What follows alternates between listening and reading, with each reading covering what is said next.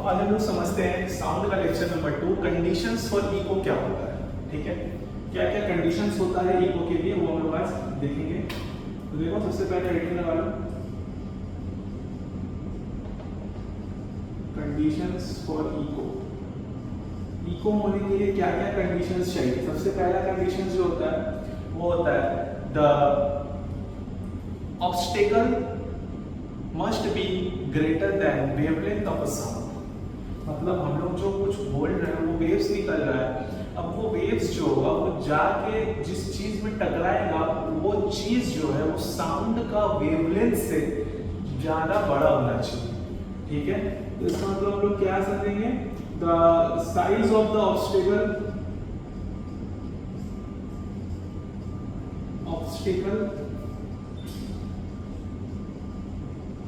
must be greater than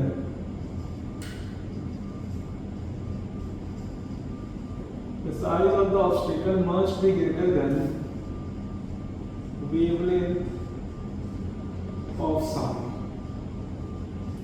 ठीक है, दूसरा पॉइंट हम लोग को ये बोलता है कि हमारा मानो हम लोग कुछ बोल रहे हैं तो उसका intensity of the sound must be sufficient.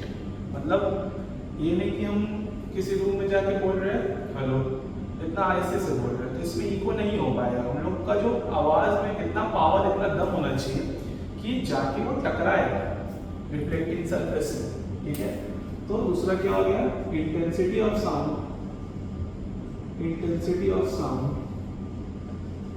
Must be sufficient. ठीक है, तीसरा पॉइंट बहुत इंपॉर्टेंट पॉइंट है। तीसरा पॉइंट हम लोग को ये बोलता है कि अभी देखो क्या होगा, इको जब तब होता है जब ओरिजिनल साउंड और रिफ्लेक्टिंग साउंड, ठीक है ध्यान से समझना, इको तब होता है जब ओरिजिनल साउंड और रिफ्लेक्टिंग साउंड दोनों के बीच में 0.1 सेकेंड का टाइम डिफरेंस हो या उससे ज्यादा हो।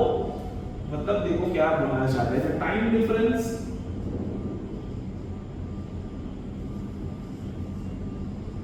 the time difference between the original sound and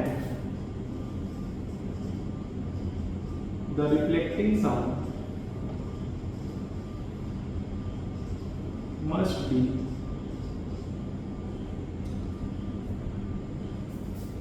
must be greater than 0.1 second। ठीक है, must be greater than 0.1 second. 0.1 second से जो है ज्यादा होना चाहिए या 0.1 सेकेंड होना चाहिए एटलीस्ट। मानो ओरिजिनल साउंड क्या होता है, अब हम जो बोले ये जो वॉइस निकला ये मेरा ओरिजिनल साउंड है और एक साउंड वो होगा जो सरफेस रिफ्लेक्टिंग सरफेस से ऑब्स्टेकल से टकरा के जो आएगा।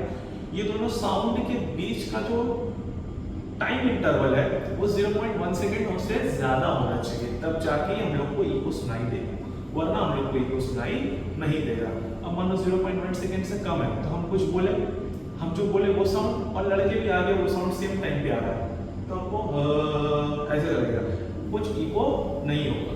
समझ में आ गया क्या बोले हैं, the time difference between the original sound and the reflecting sound must be greater than 0.1 second. ठीक है, ग्रेटर देन 0.1 सेकेंड और it will be 0.1 second also. उससे कम नहीं होना चाहिए, 0.1 होगा तो भी इको होगा लेकिन उससे कम नहीं होना चाहिए।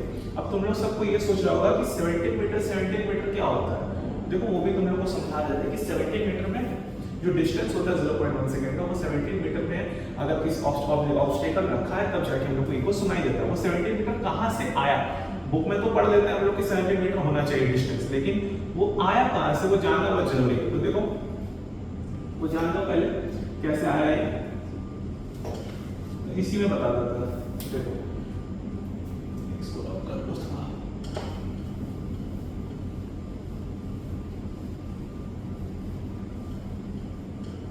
देखो मानो यहाँ पे कंडीशंस फॉर इको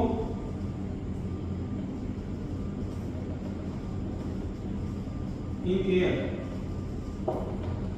इसमें लोग क्या क्या जानना है, speed of sound in air कितना होता है कितना होता है भाई 340 मीटर पर सेकंड। ठीक है, अब मान लो हम यहाँ से कुछ बोल रहे हैं, ठीक है, इस तरफ से कुछ बोले और सामने यहाँ पे मेरा इधर से बोले यहाँ पे रिफ्लेक्टिंग सर्फेस वेव्स आया टकराया, दोनों के बीच का डिस्टेंस 0.1 सेकंड हो गया, मतलब इको होगा। अभी हम पता है 0.1 सेकंड से ज्यादा होना चाहिए या 0.1 सेकंड होना चाहिए, मतलब इको होगा। ठीक है, अब देखो दो साउंड निकलेगा, एक साउंड जो ओरिजिनल साउंड होगा, ओरिजिनल साउंड, इसका डिस्टेंस मेरे को नहीं पता तो मान लेते हैं डी। ठीक है, एक साउंड जो लड़के आएगा रिफ्लेक्टिंग साउंड, रिफ्लेक्टिंग साउंड, इसका भी डिस्टेंस मेरे को नहीं पता, क्या मान डी। ठीक है, तो हम लोग सब पढ़े एक चीज कि टाइम का फॉर्मूला क्या होता है, टाइम का फॉर्मूला होता है टोटल डिस्टेंस ठीक है, टोटल डिस्टेंस बाय स्पीड। यहाँ पे स्पीड क्या चीज का है, साउंड का है, v लगा दी। टाइम कितना है 0.1 second, 0.1 is equals to total distance कितना है, जाने वाला साउंड और आने वाला साउंड, टोटल डिस्टेंस कितना हो गया d प्लस d, मतलब 2d by speed of sound कितना है 340 मीटर, 340। इस यहाँ से d का वैल्यू निकालेंगे, d is equals to 340 into 0.1 by 2, ये कट गया यहाँ से 2 से 34 कट गया 70 मीटर। समझ में आ गया तुम लोग को सेंटीमीटर कैसे रहता है, क्लियर है अब तुमको। Conditions for echo in air ये होता है। अब तुम लोग कैसे भी निकाल सकते हो किसी भी चीज का डिस्टेंस, अगर तुम लोग को इको पानी में पूछ ले तो पानी का जो है speed of sound in water रख देना, ये वाला फॉर्मूला रख देना, वहां से तुम लोग को मिल जाएगा। तो 70 मीटर वाला कॉन्सेप्ट बहुत इंपॉर्टेंट है, इसलिए इसको बता दिया। ये चीज को याद रखना, कंडीशंस फॉर इको पढ़ लेगा, मिलते हैं थर्ड लेक्चर में।